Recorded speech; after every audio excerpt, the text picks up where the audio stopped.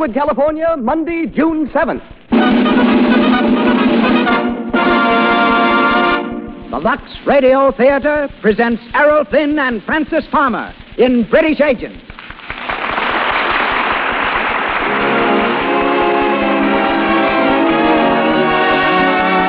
Lux presents Hollywood. We want to thank all of you for your regular purchases of Lux Flakes. It is this loyalty that makes possible the Lux Radio Theater. Tonight, our stars are Errol, Flynn, and Francis Farmer. Our guests, Dolly Tree, noted costume designer of Metro-Goldwyn-Mayer Studios, and Natalie Bucknell, head of Metro-Goldwyn-Mayer's research department and former secret agent. This program was produced each week by Hollywood's distinguished director, Cecil B. DeMille, with Louis Silvers conducting, direct from our theater on Hollywood Boulevard. May we take this opportunity to say once again, welcome everyone to the Lux Radio Theater.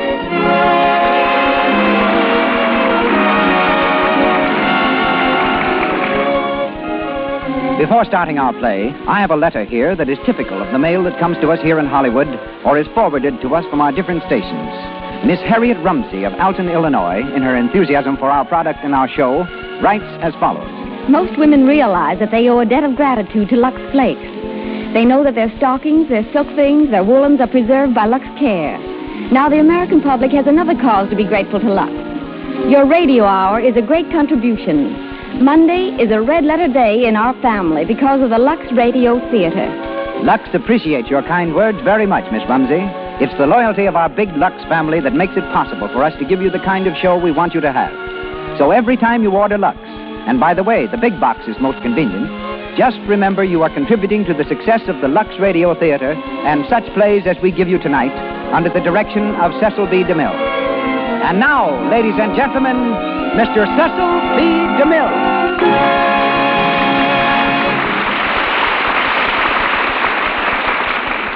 Greetings from Hollywood, ladies and gentlemen.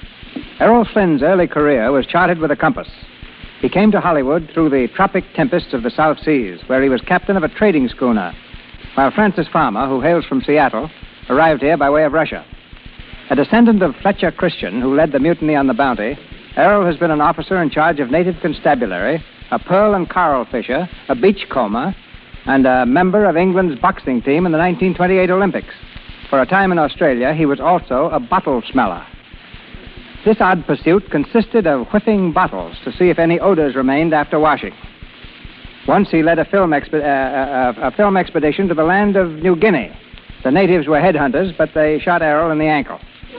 Returning to New Guinea to dig for gold, he made a small fortune, quickly spent it, bought a boat, and with 3 friends duplicated the voyage made by Captain Bligh of the Bounty up the inner passage of the Great Barrier Reef from Sydney to the South Seas. Back in Australia, Errol had his first taste of picture acting, made a second film in England, and was soon on Warner Brothers' payroll. He has written 1 book and many short stories. He's here tonight in the part of Stephen Locke. Francis Farmer developed her talent for acting while a student at the University of Washington, where she helped pay her way by ushering in a theater, tutoring, waiting on table, and working in a department store. To her great surprise, she won a contest sponsored by a Seattle newspaper, the prize being a trip to Russia. On the way back, she met a theatrical producer who introduced her to a film executive in New York. Frances made her screen test, won a contract, and returned home a Paramount player. Her next picture is exclusive, and we hear her tonight as Elenia. Our play is based on the Warner Brothers film suggested by Bruce Lockhart's best-selling autobiography of the same title. So up goes our coast-to-coast curtain, and the Lux Radio Theater presents British Agent, starring Errol Flynn and Francis Farmer.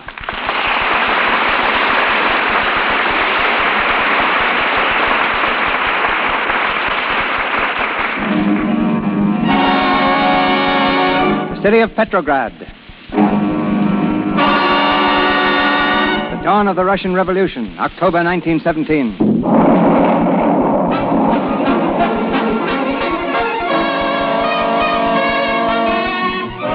the steps of the British Embassy in Petrograd, a young man watches the mounting fury of the Russian Civil War. A screaming, hysterical mob sweeps through the streets, driven on by the lashing whips of the mounted police. Suddenly, a girl breaks from the crowd and comes stumbling through the shrubbery. She falls to her knees.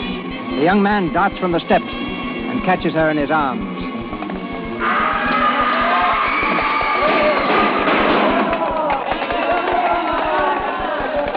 Steady there. Let me go. Please. It's all right. I'm not going to hurt you. Where are you running to? The police. They are chasing me. Let me go. Well, you're safe here. Look, get behind that hedge. Hurry, come. Hurry, come. Don't move. What are you doing in here? I am of the police. That woman. She shoot at me. My arm. Well, you've no right in these grounds. This is the British Embassy. British territory, do you understand? Now get out. I take her. She shoot me. Did you hear me? This is British territory. Get out, I said. Ja pedo studia. Ja yo budia pumia. Well, it's all right now. He's gone. Thank you. I am quite sure you saved my life. Tough customer, wasn't he? Still, you can't blame him for being a bit annoyed, you know. After all, you did take a shot at him. He deserved it. Well, he got it. Well, I had better go. After all, I am trespassing on British territory, too. Well, you can't go out there until this row blows over. Blows over? This is not just a street riot. It is the revolution. Tomorrow, the red government will be in power. Oh. And the day after that, the white, eh? Then the green, and so on. Perhaps you do not know a great deal about it, eh? Well, perhaps not, but I'm trying to. Oh, perhaps we should introduce ourselves. My name's Locke, Stephen Locke, British Embassy. How do you do? Fine, thank you. And you? Forgive me, but I am keeping you out here in the cold. Had not you better go in before you get pneumonia? Oh, I risk the cold. But, well, I suppose I better go in and let them know I'm still alive. Look, you can slip out the side gate there. It's clear now. Thank you. Good night. Good luck. Mr. Locke, I'm glad you've come in, sir. I was beginning to worry about you. Oh, were you? Thanks, Evans. Sir Walter has been asking for you. He wants to see you at once, sir. Oh, right. In the library? Yes, sir. Evening, Sir Walter. Locke. Oh, yes. Come in. Evans said you wanted to see me, sir. Yes, sit down, Locke. Nasty business, this. The revolution? Yes, sir. From all indications, the Russian government will fall before the week is out. It places us in a rather uncomfortable position, Locke. I might even say a precarious position. Yes, quite so. If and when the government falls, we have orders from London to close the embassy. Close the embassy? Yes, move out. Bag and baggage back to England. I see. However, we plan to leave someone behind. Someone who understands the situation here and who will act as a sort of unofficial observer. Well, sir? I have recommended you. Oh. Well, thank you, sir. I thought I'd let you know a little beforehand. That'll give you plenty of time to make plans. Yes, just what will my duties be, sir? Well, frankly, I am not quite sure. But you'll be informed in time, though. But whatever they are, my boy, you'll need your wits about you every minute of the day and night. Now, you'll be alone here, entirely on your own. It won't be an easy job. It may be a dangerous one. Do you still want it? Well, never, sir. Good boy. We'll have a long talk before I leave.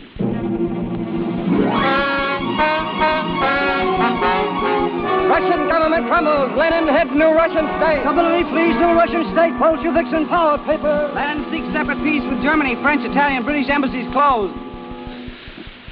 British embassy closed. Lord, and don't I know it. Evans, this place is like a tomb. Can't we get some heat in here? Yes, sir. I'll see to it, sir. No message from England yet? Not a word, sir. Will you have your tea now, sir? Well, yes, thanks. I may as well have something to do, I suppose. Oh, Mr. Tito Del Valle of the Italian legation called, sir. He wanted to know if you dined this evening with Monsieur Lafarge and Mr. Medill of the American Red Cross. Del Valle, Lafarge, Medill, and Locke. The four lost souls of Russia. The only one who knows why he's here is Medill, and he's not sure. Oh, I said you go with them, sir. The Gypsy Cafe. It will rest your nerves. You have been a bit jumpy, sir, the last few weeks. Well, why wouldn't I be jumpy? It's enough to give a man the jitters, sitting here day after day doing nothing when everybody else in the world is either fighting or working for his country. God, they even let old ladies knit socks. Listen to that. For days they've been going by, Russian soldiers back from the front. Every one of them that leaves makes England's position that much weaker. All I can do is stand in a window and watch them go by. They also serve who stand and wait. Wait? Wait for what? Your tea, sir. Oh, yes. Thanks, Evans.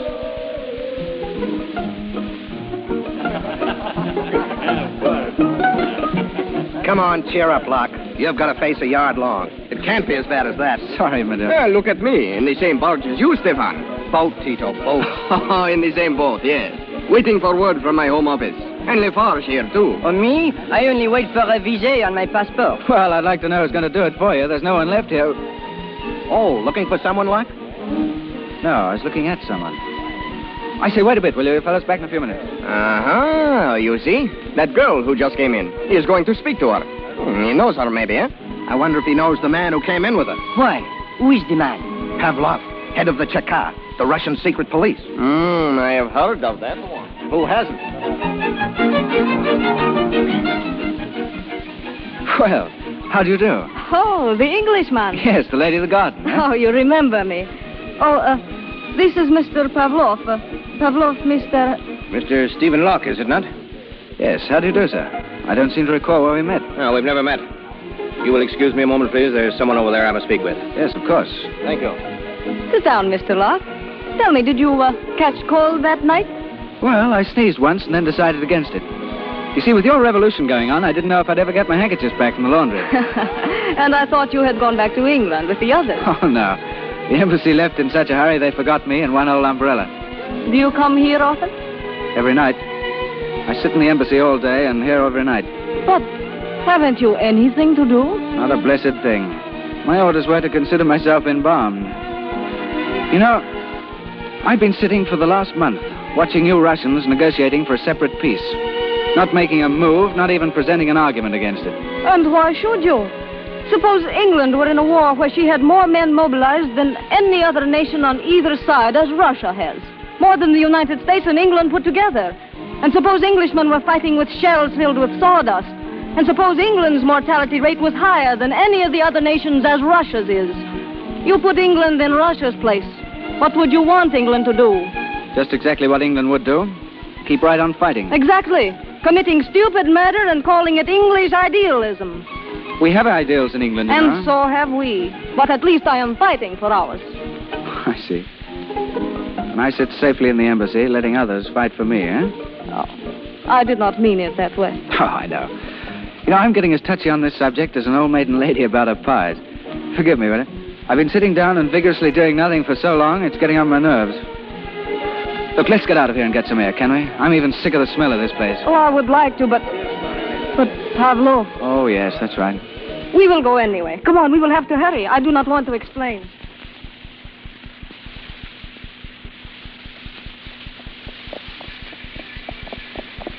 Are we going someplace in particular? No, just driving. Where? Well, what's the difference? We can't go far enough to get out of Russia. If I had a job in a country I did not like, do you know what I would do? Go home? Yes. So would I. But suppose you had a job in a country you did like, and you were anxious to keep it from making a mistake, but your hands were tied. Then what would you do? I would be very grateful they were tied so that they could not meddle in other people's business. And I would try to forget it by talking of something else. Oh, well, what, for instance? The moon up there? I think not. Stars? No. Music? No. Us? No. Yes. Why are you stopping? Well, I can't drive and kiss you at the same time. You should not have done that. I suppose you think me a little presumptuous, eh? A little. But at least it served to change the subject. Oh, so you're bored, eh? No, but I am cold. Take me home, please. But I'll see you again. May I? You want to? Yes, tomorrow? So soon. Wish we could make it sooner. Tomorrow's a long time.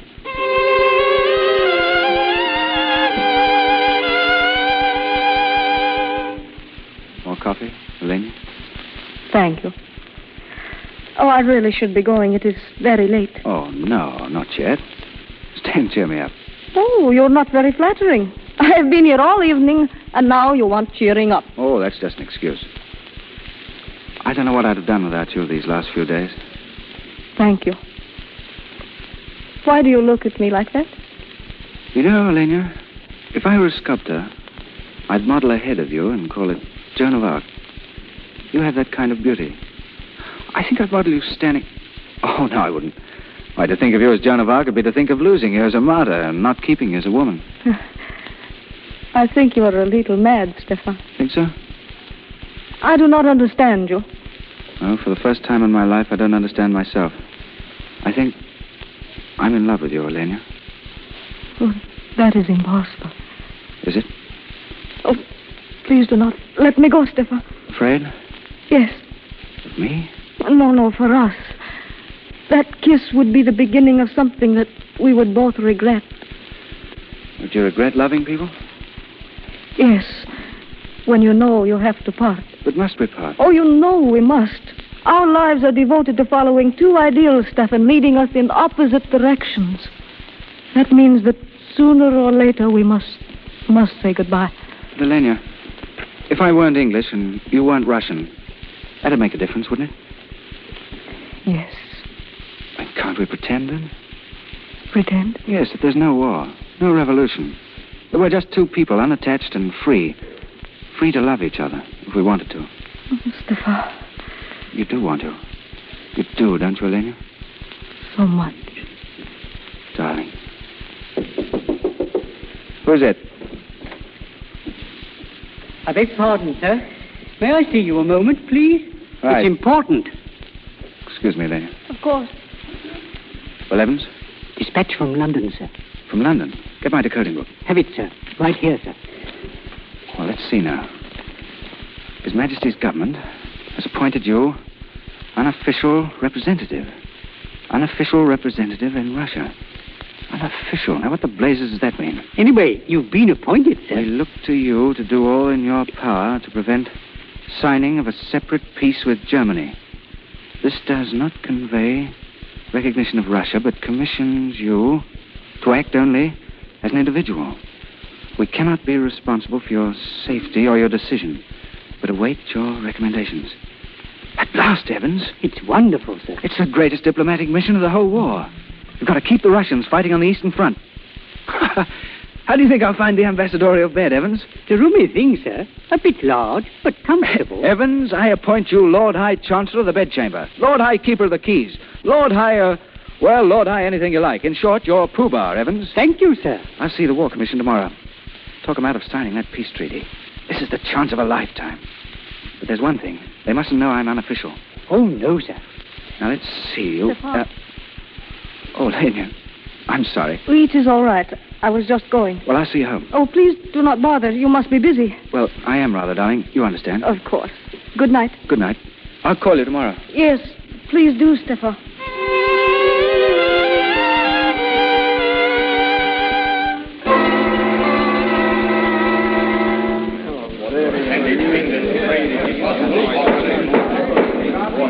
Mr. Locke? Yes? You have just promised this commission England's trade and recognition, in return for which Russia is to continue supporting the Allied armies at the front. Exactly. Tell us, Mr. Locke, on whose authority do you do this? Well, I represent England. You lie, Mr. Locke. You represent England only unofficially. Your purpose in coming here was to delay the making of a separate peace. You spoke well, but only expressed the opinion of one of England's many private citizens. Seems that you know something of my affairs, gentlemen.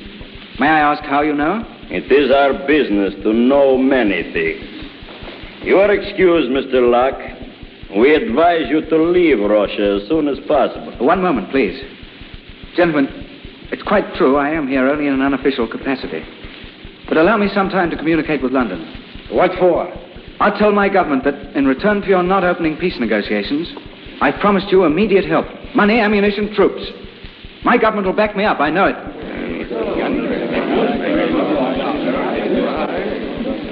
Well, gentlemen? We will allow you 3 weeks, Mr. Locke. We must be assured, however, that during that time, England will do nothing to hinder our government. I pledge England to that, sir. Send your communication. Thank you. Thank you, gentlemen. We shall keep our promise, Mr. Locke. Let us hope that you keep yours and those you have made for England. I think England's integrity is well known, sir. Good day, gentlemen. Remember, Mr. Locke, 3 weeks.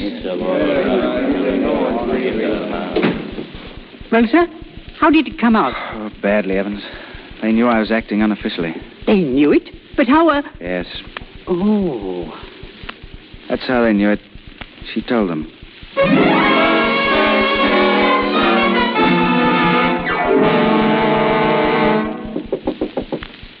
Who's there? Stefan.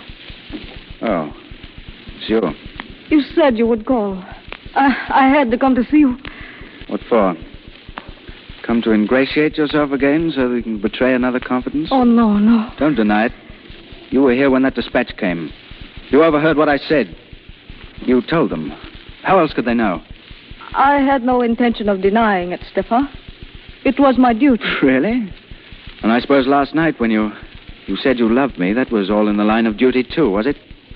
Last night was beautiful. So beautiful that what you said just now will not even spoil the memory of it. Goodbye, Stefan. Oh, no, wait, Elena. I'm sorry. I didn't mean what I said. Come here, darling. Oh, dearest. Poor foolish Elena. You believe so strongly in your ideals, don't you? Don't you see how wrong they are? What my ideal is peace. Peace and happiness for Russia. You call that wrong? It must be wrong to let down one's friends. There must be loyalty between nations. This separate peace, it's a rank betrayal. You mean that England will be inconvenienced because Russia refuses to share the burden of England's war? No, we're fighting for the world. Oh, you think your country is the world? Well, at any rate, we kept on fighting when the Russians threw down their guns and ran away like a lot of frightened dogs. Be quiet. Lenya. Oh, Stefan. Why did I do that when I love you so? Darling, I suppose because we just aren't big enough to see over our ideals. Lenya.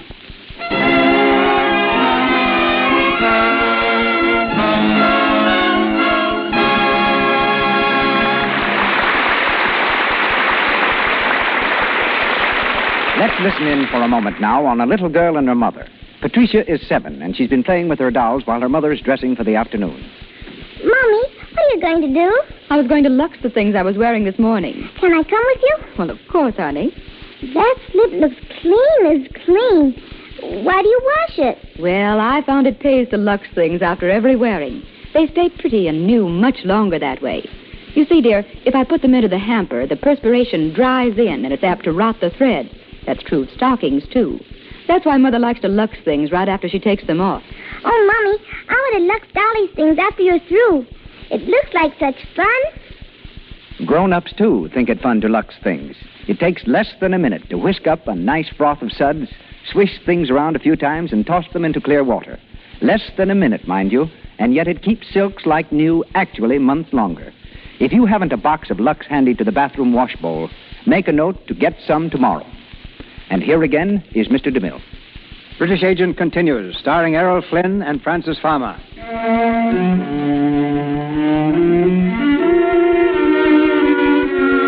After promising help to the Russian government, Stephen waits to hear from his home office in London. Waits with growing anxiety for the official confirmation of his promises. It's late evening, near the end of his 3 weeks of grace. Alone in his study, Stephen paces the floor nervously. The door's flung open, and Elena stands on the threshold. Elena, you shouldn't have come here. But your car's watching me. They may suspect you. Something has happened, Stefan. I wanted to tell you rather than have you humiliated by learning it from them. What are you talking about? British troops under General Poole landed on Russian soil this afternoon. Why, then, that's the answer to my telegram. I've won. No, Stefan. You have lost. What do you mean? They have come to fight against the revolution. But they couldn't do that. I promised it. It is true. I saw the official telegram. Why, then England... England betrayed you. This perfect country of yours, in spite of all its high ideals, ruined your career, humiliated you before the world. You see, it was you who were a little foolish, Stefan. Not a bit of it. One's either useful or one isn't. My career. What's that when men are dying by hundreds in the trenches every day? England hasn't let me down. I let her down. I knew the promises I made were lies. I just wanted to delay that separate peace, that's all. I never sent that telegram. Oh. You better go now. You'll only get in trouble being here. You will not see me again, Stefan. Not see you? The government is moving to Moscow. Naturally, I go with it. We shall not see one another, Stefan, even in Moscow. You think more of your duty than you do of me, eh? Yes. And I worship you. That is why we must not go on together. It would kill the most beautiful thing I'll never know, our love. And I wanted to live. Oh, do not see me again, please. Goodbye, Stefan. Goodbye, Flynn.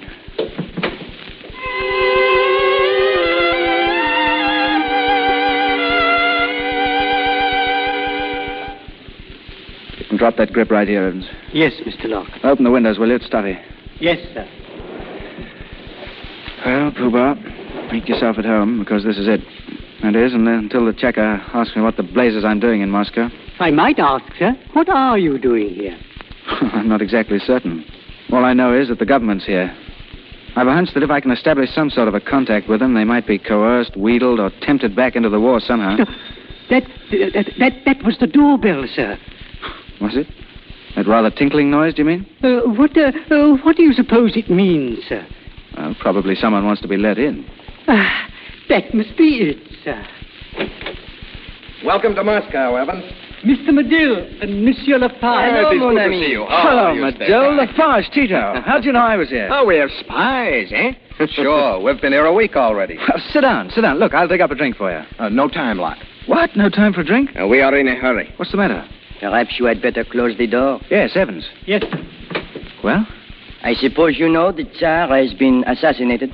Yes, sir. It's hardly news right now. Well, an attempt is being made to reorganize the White Army. What?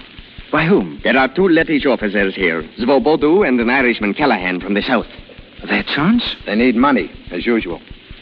A White Army. To fight the revolution. If they win, they'll put Russia back into the war. You'd like that, Locke? Like it. I could ask my government for 5 million francs. We thought perhaps you... No, I have no government funds at my command. You could give Callahan a draft on London. Yes, I could. It's a long chance, of course, but... And very unhealthy if we're caught. Well? Where are these men now, Svobodu and Callahan? They've got a hideout in a garret. We've been using it as headquarters. It's the only place in Moscow that has a keyhole without a spy Zia nestled in it. All right. Take me there. It's the only thing left to do. Fight. Okay. Counter-revolution starts in Russia. White Army reorganized. Mutiny breaks out in Russian ranks. Mutiny in Russia. Tsar seeks to suppress new mutiny. Russian secret police hunt leaders. You sent for me, Pavlov? Yes, Elena. Sit down here. You're tired? A little.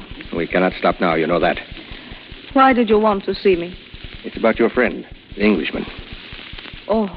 You have seen him since he came to Moscow? No. Why, Pavlov? We have reason to believe that he's supporting Svobodu and Callahan. And why are you so sure of that? At any rate, he's being credited with it. And you want a scapegoat? We must have sufficient evidence to arrest him. What do you want me to do? Obtain that evidence. If he's arrested now, he will only be deported. Later, he will be shot. You see, you'll be saving his life. Is that an order? It is. I have no choice, then. You're familiar enough with his habits to present yourself to a certain Lettish officer named Callahan. Give him this check. Tell him it's from Locke. Demand a receipt in full for all monies paid to Callahan by Locke so far.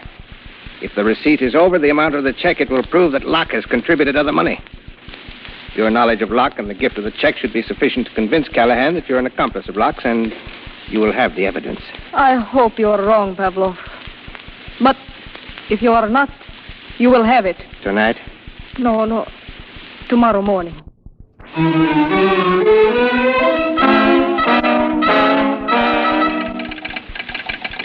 Well, Medill, have you got it? Who's it from, man? Message from Kromolov. You better decode it, Locke. Let me see it. What does it say? Wait a minute. Well? Kromolov's failed. The mutiny's been suppressed in Kiev. That's nice. That makes everything just fine, doesn't it? Our last hope is that Tito Del Val has been able to find Svobodu. He's holding the cadets in line. Well, if he doesn't, there's only one place we'll find this little rebellion, and that's up the flue. That's Lenin. He's the brains of the government. If he'd only make one mistake, relax his grip for 24 hours, the whole government would go to pieces. Yeah, and a nice earthquake with a tidal wave would help, too, if you want to talk in terms of long shot. It's Tito. Open the door. Come in. I ran all the way from the station. Well, did you find Svobodu? Yes. Dead. What? Dead? Our last chance. Now what do we do? I don't know. You'd better get some sleep, Locke. You're on the verge of talking to yourself. Yes, I'll get along. Back to my rooms. Sure. You know, there's an old American proverb. When you're behind the 8 ball, there's nothing to do but sit there and wait for the breaks. Go ahead, Locke.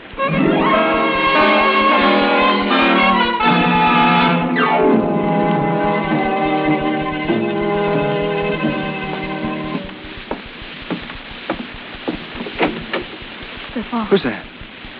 Elena. It's Joe? I have been waiting for you. Elena, I wanted you to be here, too. I need you. Oh, do not say that. Don't. It's true. Everything else has gone to pieces. You're the only thing that's left of me. Oh, no, stop, Stefan. You don't know what you're saying. Yes, I do. I made a mess of everything, Elena. England backed the wrong horse, all right, when she gave me this job. I need a lot of cheering up this time. I have not come to cheer you, Stefan. I cannot do that, ever. You're here, darling. That's all I ask. Oh, Stefan, if only you could understand that a woman can love a man, yet fight against him. What? You have always put your country before everything, have you not? Well, so have I. Go on. This morning I pretended to be your agent. Go on. The Chakar wanted evidence on which to arrest you. And you volunteered to get it? And they told me if you were arrested now that you'd only be deported, but that later you would be shot. I see. Well? There is a man named Callahan to whom you gave a promissory note on London. I persuaded him to let me have it. Oh. Yes? But don't you see, it was to save your life Because as well. of this evidence of the Chakar? No, not yet. Really? Well, that's a pity. Because now you've lost the chance. You've been pretty clever, Elena. But you're going to be cheated of the praise that was coming to you. You wanted it both ways, didn't you? In gratitude to the state and my admiration for patriotism that made you able to betray someone you pretended to love. Well, it's not going to work out like that. What are you going to do? I'm locking the door. The country may have no further use for me, but I'm not cashing in without a struggle. I'm sorry to upset your plans with the Chakar, but the inside of a prison doesn't appeal to me. So you're staying here for as long as it suits me to keep you. And if I said that I wanted to stay? What do you mean? If I wanted to stay here with you? For how long? As long as it's future to keep me. For life. Give up everything? If you would. I'm out of the game. That's easy. But with you, it's different. Elena, we could leave Russia together. Together. I would not have believed that together was the loveliest word in the world. Elena. I love you, darling. I love you, Stefan. I thought everything in my life was over and done with. Now I find that it's only just beginning. Have you ever been in England, Elena? I spent a summer in Sussex. Well, one day we'll have a house in Sussex. And in the morning, when the world's waking up, we'll go out through the wet grass and see the motherly old downs heaving themselves out of the mist. There'll be no more rumble of those guns from the western front, just the sound of a morning breeze stirring in the pines. I'll hold your hand then and say, forever, Elena. Stefan, what is that noise? Sounds like a crowd. Open the window. Why, it is a crowd. Look at them. They're filling the whole square. Something has happened. Stefan, the door. Stay where you are. I'll answer it. Who is it? Antonoff, it's Tito and Medill. Tito, Medill, what's the matter? Close that door. What's the matter? What's happened? Plenty. Lenin's just been shot. He is dying. Lenin shot? When did this happen? Half an hour ago. You see what it means? With Lenin out of it, we still have a chance.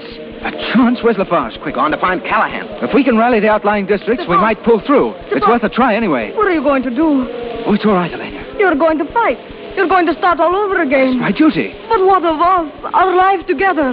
We were going to England. But I can't go now, darling. Not right away. I see. Then it meant nothing to you. I mean nothing to you. Please, Elena, I can't expect you to understand this, but it's a chance again. It's a chance to help England. A chance for more murder and bloodshed. That is what you mean. That's what you want.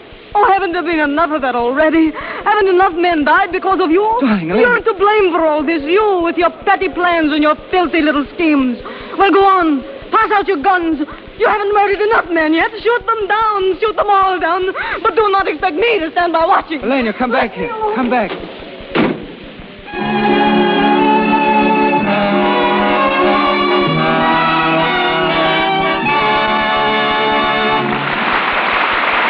pause for station identification. This is the Columbia Broadcasting System.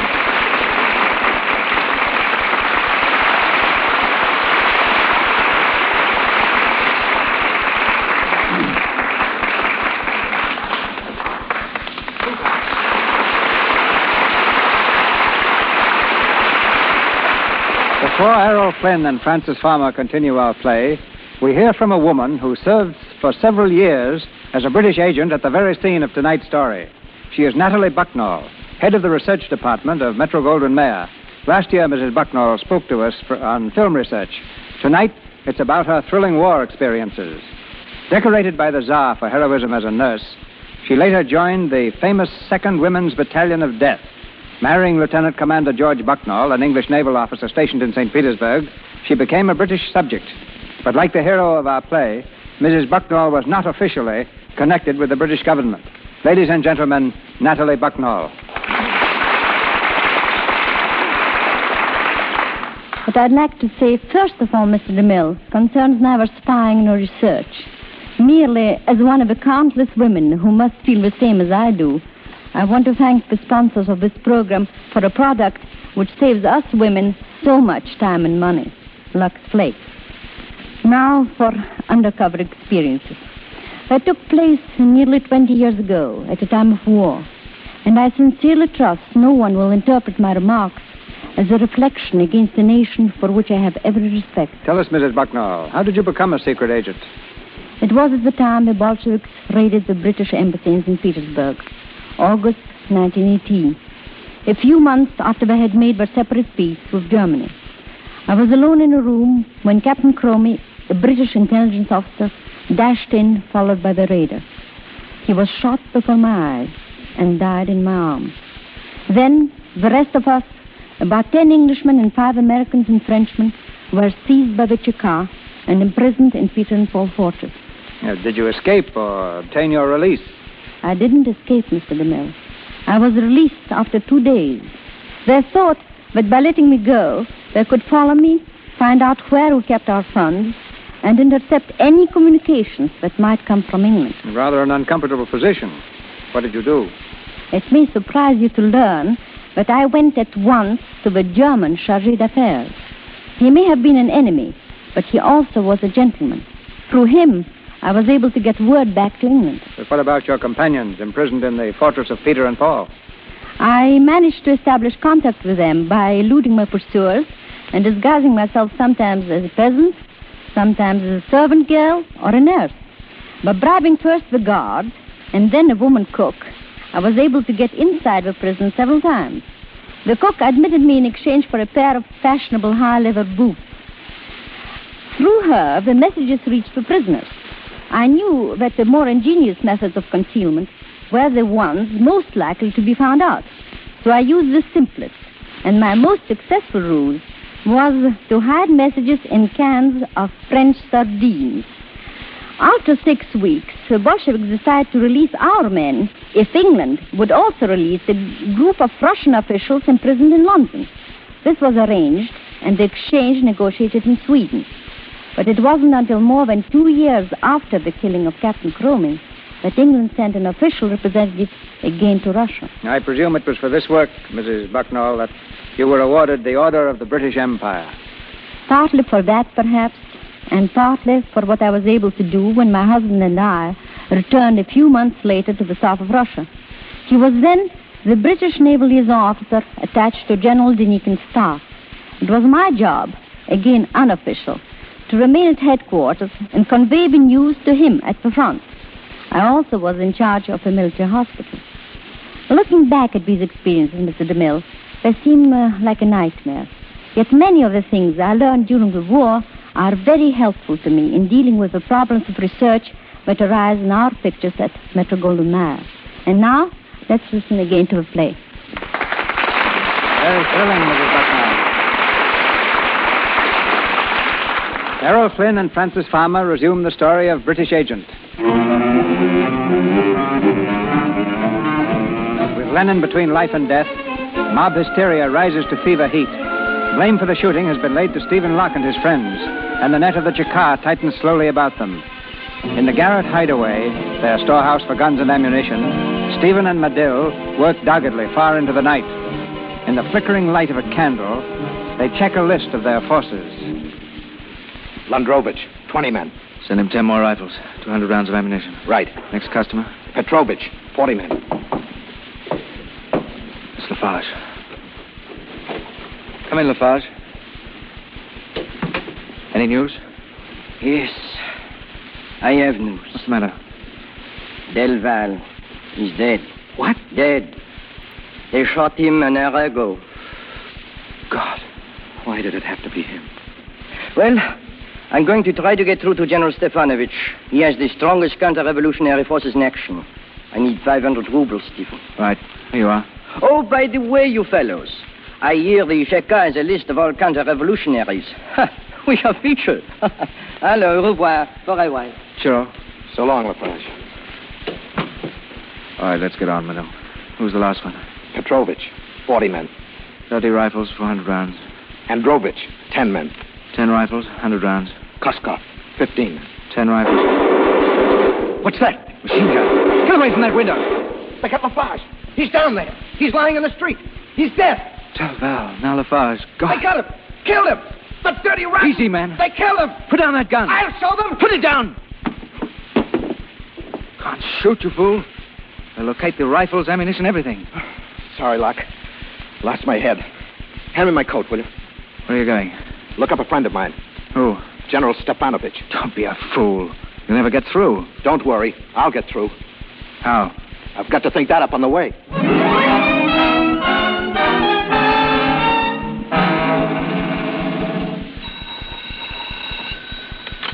Lavrov speaking. What? Where'd you pick him up? Hold him, of course. They won't, eh? We'll see. Well, they've just arrested Medill. Oh, Medill. On his way to meet Stefanovich. You know him, Elena? Yes, I know him. Oh. He refuses to talk as yet. We shall have to make him talk. What can he tell you? He's the only one left who knows where Stephen Locke is hiding. That's why I gave orders not to shoot him. We must find Stephen Locke. But why, Pavlov? Why is it necessary to hunt down one lone man when there are so many? Because our government is teetering. If Lenin dies and if these riots continue, it will fall. These riots must be stopped. Locke is one of the source, and he must be found. We can no longer think in terms of the present or of ourselves, Elena. Love is of small concern now. I want you to go and see Medill in his cell. He knows you love Locke. Gain his confidence. Find out where Locke is hiding. No. You refuse? Oh, haven't I done enough? None of us have done enough. But I love him. I love him. You will go, do you hear? No, please. You will go.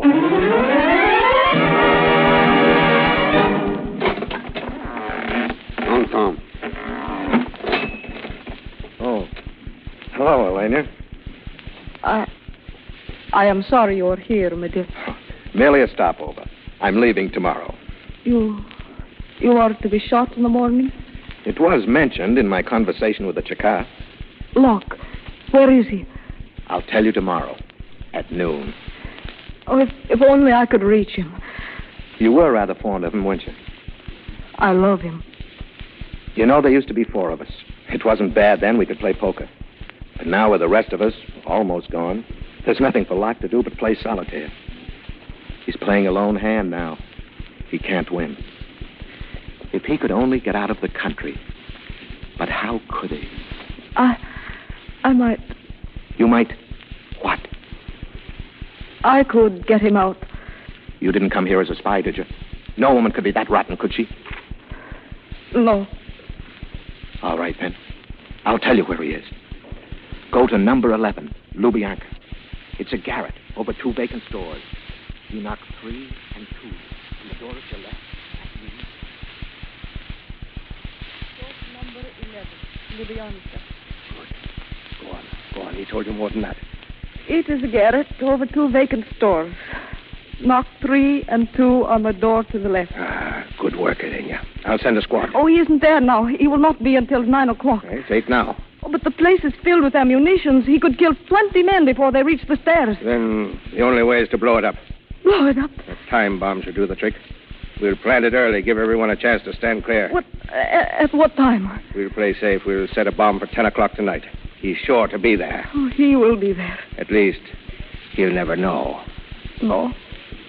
He will never know.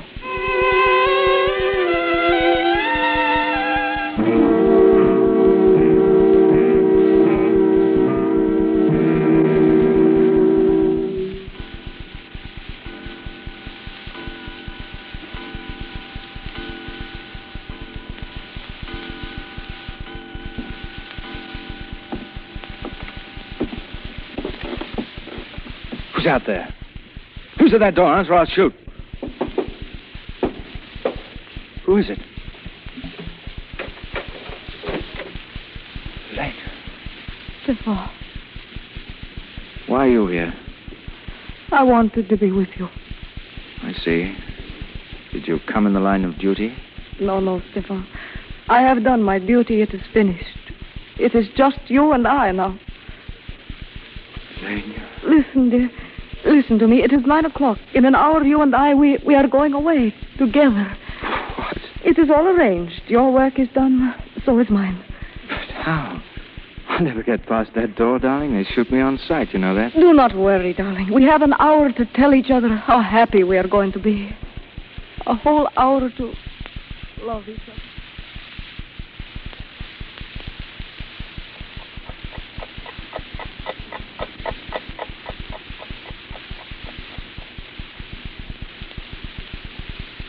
Stefan, what time is it? 3 minutes to 10, darling. Why? Oh, it seems to have gone so quickly. Darling, is there anything wrong? Something you haven't told me? Oh, no, darling. Stefan, kiss me. Hold me tight. Tell me you love me. Oh, tell me. Tell me, Stefan. Oh, darling, I love you. I love you, Elaine. Listen. It's bells. Why, I wonder? I do not know. The crowd, they're yelling something. Did you hear? It's something about Lenin. Lenin lives. He's going to recover. Then it is peace. The terror is over, oh, Stefan. What's it mean? Oh, it means we are free. They will empty the prisons. Then Madil's safe. And we are, darling. We can go to England. Oh, God.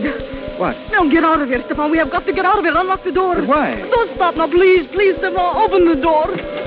Oh, quickly. Lena, are you mad? Get down the stairs, out in the street. Hurry, Stefan. What's all this about? We have got to get away from here out into the street. Give me a hand. Here we are. Look, out that way. Oh, stay near me, Stefan. Stay near me. Do not leave me. It's all right, darling. We're out now. Elena, will you please tell me what you're...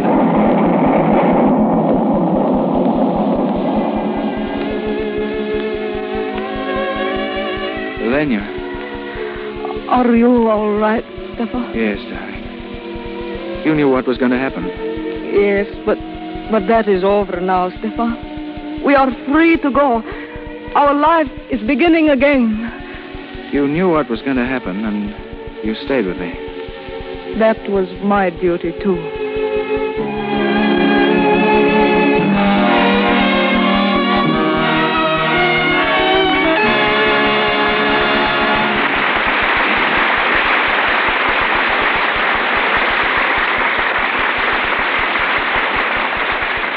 Errol Flynn and Francis Farmer rejoin us later. If you saw such hit pictures as David Copperfield's Libel's Lady, The Thin Man, A Tale of Two Cities, and The Good Earth, you've seen on the screen the name of tonight's guest, one of the world's most famous exceptions to the rule that it takes a man to make clothes for women. She's a native of England and established her reputation in the stage and productions throughout Europe, then in New York, and finally in Hollywood. Now at Metro-Goldwyn-Mayer Studios, she creates styles for stars like Myrna Loy, Virginia Bruce, Louise Reiner, Maureen O'Sullivan. Ladies and gentlemen, Miss Dolly Tree. Thanks, Mr. DeMille. I could begin to talk now about nothing but Lux Flakes and still not have time enough to say half what I'd like to about your wonderful product. That's very nice. Though we want to hear something about clothes, too. But you go ahead, and I'll interrupt you when I think it's time to change the subject. Fine. The outstanding quality I found in Lux is the feeling of utter cleanliness that it gives to clothes. It leaves them with a freshness no other soap seems to impart. Our wardrobe department at MGM uses Lux Flakes constantly, just as they do at every other major studio. What I've discovered personally is how good they are for silk stockings and woolens. It keeps a woolen sweater, for instance, just as soft, fleecy, and elastic as when it was brand new. I've also found out that women have such faith in Lux that they don't work so hard when laundering a garment. And because of this fact, that you don't have to use so much effort with Lux, your clothes don't lose their shape.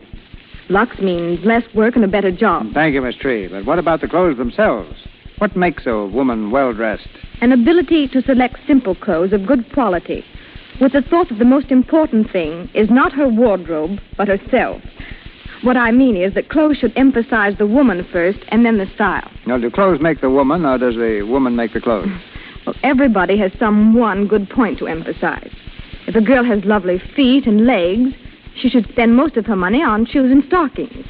If her hands are particularly nice, it's smart to attract attention to them by wearing conservative jewelry and keeping her fingers well groomed. She has lovely teeth, let her wear a collar or a necklace that will direct the eye to her smile. Don't pay any attention to styles unless you're comfortable in them. Wear the kind of clothes in which you feel the best. Then you'll look your best. Has the coronation been as important an event in the realm of clothes as it has been to history? The coronation hasn't affected clothes a great deal, Mr. DeMille. Though the Duke of Windsor and the former Mrs. Simpson have created some style trends. The Duke's stay in Austria has started a vogue for short Tyrolean sweaters made of thick, heavy wool, while one of the popular new colors, a sort of hyacinth shade, is known as Wallace blue. Well, apart from colors and styles, Miss Tree, have there been any really new ideas in clothes recently?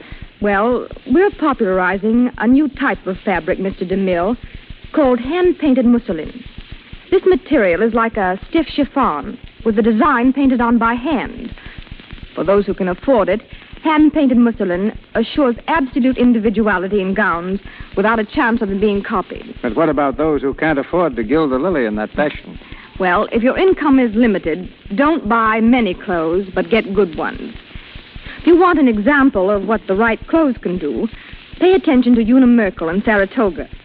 For the first time, Una has the opportunity of playing a glamorous role. Working with such a lovely girl as Una, my job was really easy. But it proves what clothes can do in creating a new personality. On behalf of the ladies, thank you, Miss Tree. A checkup of our stars since their last appearance in the Lux Radio Theater shows that Errol Flynn, after spending several weeks at the battlefronts of Spain, has returned to the comparative calm of Warner Brothers Studio, where he's just completed a new film with Kay Francis called Libeled Lady, called Another Dawn. While Frances Palmer has made the toast of New York for RKO and has just begun to get her feet wet in Ebb Tide, another Paramount picture. Are my facts straight, Frances? Yes, Straighter than my tongue, I hope. But they're not detailed enough. What about that trip you took to Spain, Mr. Flynn? Well, I don't think I quite realized what it was going to be like. Anyway, I know now what it is to hear shells exploding over your head and machine gun bullets whining past. Believe me, it's pretty frightening. But of all the horrible things I saw down there, I was convinced of one thing, and that is that the only cause in the world today worth fighting for, and that every man and woman should fight for, is the cause of peace. Don't I recall reading in the newspapers that you were wounded over there? Well, I wasn't actually wounded, and it's a thing I haven't liked to talk about much. I tried to laugh it off by calling it a bump on the head, but it was a bit more serious than that. What happened was that a large caliber shell burst about 50 yards away from me on the Madrid front. I was hit on the head by some falling debris and suffered concussion for several days. But suppose I do a little cross-examining. What's this I hear, Francis, about your going east this summer to do a play? Oh, yes. Well, it's just that I want to work in summer stock. I feel I need as much stage work as I can get. And incidentally, I think that one reason why picture people like being on this program so much, Mr. DeMille, is because it's the next best thing to being on the legitimate stage again. To all of you, my sincere thanks. Goodbye, Mr. DeMille. Goodbye, Errol. Goodbye, Francis.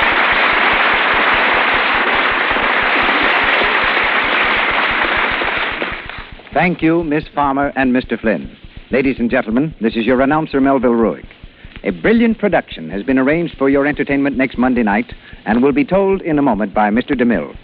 Our stars this evening were assisted by Colin Campbell as Evans, C. Montague Shaw as Sir Walter Carrister, Don Terry as Medill, Joseph Kearns as Lafarge, Cy Kendall as Pavlov, Frank Nelson as Tito Del Val, Lee Millar as Commissioner, Lou Merrill as Mr. X, John Lake as Dimitri, James Eagles as Peter, and Ross Forrester as the newsboy. Mr. DeMille and Miss Farmer appeared through courtesy of Paramount Studios, Mr. Flynn, Warner Brothers, and Louis Silvers, 20th Century Fox, where he was in charge of music for the new film, This Is My Affair. If you haven't yet put your blankets away, plan to Lux them the first bright day that is also fresh and windy. Lux won't shrink woolens. Blankets stay warmer, cared for the Lux way. You see, the warmth of a blanket depends very largely upon the amount of nap. When a blanket shrinks and mats in washing, it loses its fluffy nap. Then it won't keep you warm. In Farmer's Bulletin number 1497, the government warns against rubbing, heat, and harmful alkali. You avoid all these washing blankets the Lux way. It keeps them soft and fluffy. It's so thrifty, too. News now from our producer. Twice produced on the Broadway stage, twice in motion pictures, our play for next Monday night is destined, I think, to rank as one of the most dramatic stories ever presented in the Lux Radio Theater, Madam X. Hollywood has few more convincing emotional actresses than the one who comes to our stage in the title role, Anne Harding. And starring with Miss Harding, James Stewart.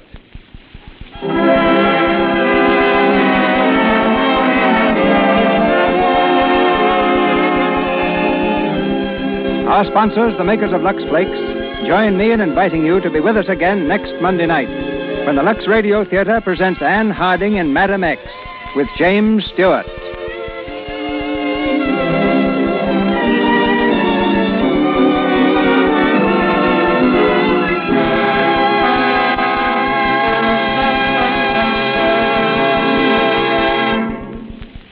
A few hours ago, Miss Jean Harlow was graduated by death to whatever the next stage may be. The screen has lost one of its most brilliant personalities, and we who knew her, a kind and gentle friend. Hollywood tonight holds many heavy hearts. This is the Columbia Broadcasting System.